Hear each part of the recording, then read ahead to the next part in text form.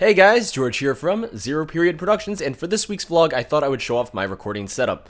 This is something that people have asked for in the past, and I thought that now that I'm doing the weekly vlog, this would be a good time to do it. I've done the apartment tour video before, and I thought that this would be kind of a nice follow-up to that, even though that was months ago. I'm going to do my best to make this a pretty comprehensive video to show off my recording setup. That's for streaming, for videos, pretty much everything from PC specs to external hardware, everything like that. So without further ado, let's get started. So to start off this video, I want to show off my PC. It's a custom built PC, and I figured I'd talk about the specs since that's another thing that people often ask about. My CPU is an Intel Core i7 3770K at 3.5 GHz. That's a quad-core processor. CPU cooler is Cooler Master Hyper 212 Evo 82.9 CFM sleeve bearing CPU cooler. My motherboard is an Asus P8Z77-V LK ATX LGA 1155 motherboard. Memory, I'm using 16 gigs of DDR3 RAM. Storage, I have a 128 gigabyte solid state drive that I use as my boot drive, and I have a couple programs installed in there as well.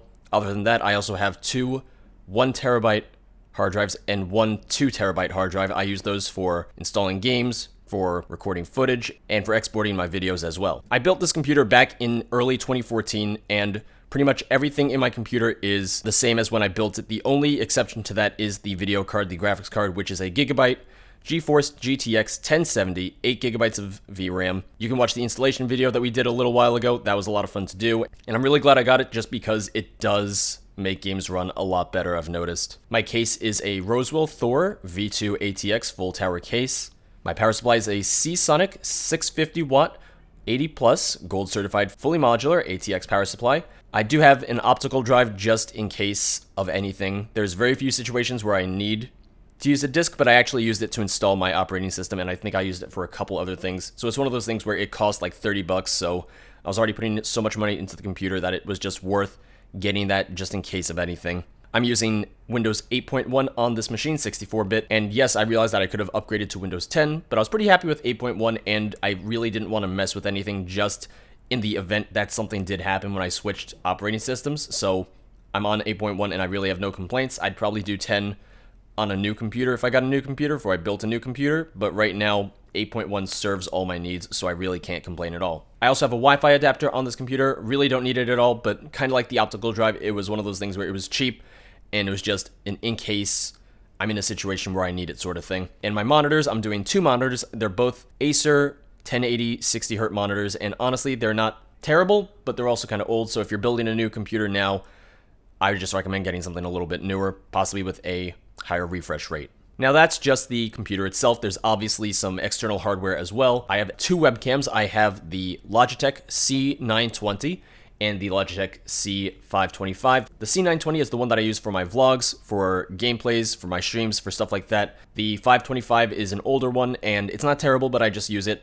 very rarely, and I'll use it in situations where I need two webcams. So one example is we use both during Extra Life. So the C525 is kind of just there as a backup, and I really don't use it at all. It's just an in case of anything webcam that I have.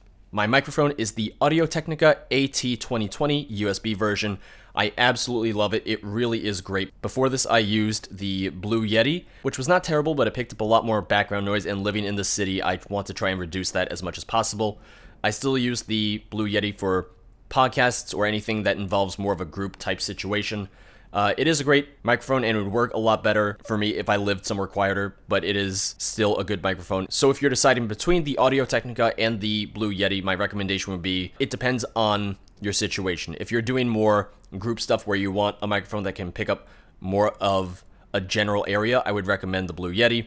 If you're just doing videos like I am, where it's just you talking into a microphone, I would definitely recommend the AT2020. It's also just a lot smaller and a lot lighter and a lot easier to kind of manage and move and everything like that. Now, the last piece of external hardware that I'm going to discuss is the Elgato capture card, which I use to capture gameplay from my Xbox One to my PC, and I also use it for streaming purposes as well. If you have Windows 10, you do not need to get an external capture card. Windows 10 has a built-in streaming service from console to PC. I don't know anything about it because I don't have Windows 10, but I have friends with Windows 10 who do it, and they say that it's really great. The model of the Elgato that I have is an older model. This came out back when the 360 and the PS3 were the current consoles, and because of that, it's not the most up-to-date. It only captures at 30 frames per second and has a slight video delay between capturing it from the Xbox and displaying it on the PC. So if I wanted a capture card with 60 frames per second capturing and with no stream delay, I would have to get one of the newer ones. There are quite a few new models, and there's external models, there's internal models.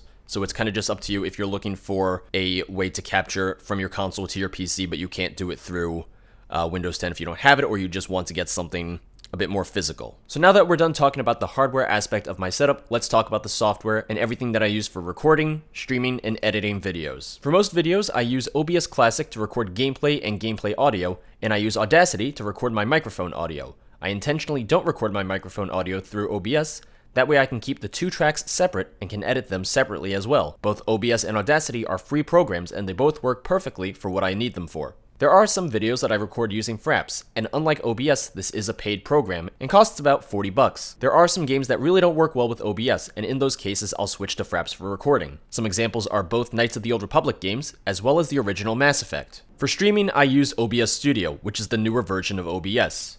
Now, I could use OBS Studio for both recording and streaming, but honestly, I'm so used to the way that I have my recording set up with OBS Classic that I just don't see the need to switch over for that. For streaming, however, I definitely recommend Studio over Classic. OBS Studio uses less CPU power, which makes it ideal for getting the most out of your computer while trying to both play a game and stream it. If you've been using Classic for a while, OBS Studio might seem a bit confusing at first, and it took me a little while to set up everything to my liking. If you're having a problem with getting used to Studio's features, I definitely recommend checking out OBS's website, which is what I did when setting it up for myself. Now, let's get into editing. I use Adobe Premiere Pro for video editing and Adobe Photoshop for thumbnails, and like all Adobe products in the Creative Suite, these are paid programs. There are free video editing programs out there, and one that I highly recommend is called Lightworks. Since I record my microphone audio separately from my game capture, I have to sync these up in editing. The way I do this is by counting 1, 2, 3 while scrolling down on the menu of a game. I then match these up in my editing program. 1, 2, 3, 1, 2, 3, 1, 2, 3, 1, 2, 3, 1, 2, 3, 1, 2, 3, sync. When I mentioned the time that it takes for me to export my videos in last week's vlog, someone commented about how it seems to take a long time for me to export my videos. The reason for this is because in my export settings, I doubled the target and maximum bitrate for a higher exported video quality. This means longer export times, but a less compressed video. Of course, uploading to YouTube lowers the quality anyway, but it still looks a bit better this way. I'm going to include screenshots showing off my export settings, as well as my encoding settings for recording on OBS Classic and streaming on OBS Studio. But that's the long and short of my setup. I hope you all enjoyed this video, and if you're looking to get into making videos or streaming yourself, I hope this helped you out, even if only slightly. Thanks for watching, guys. I'll see you next time. Bye-bye.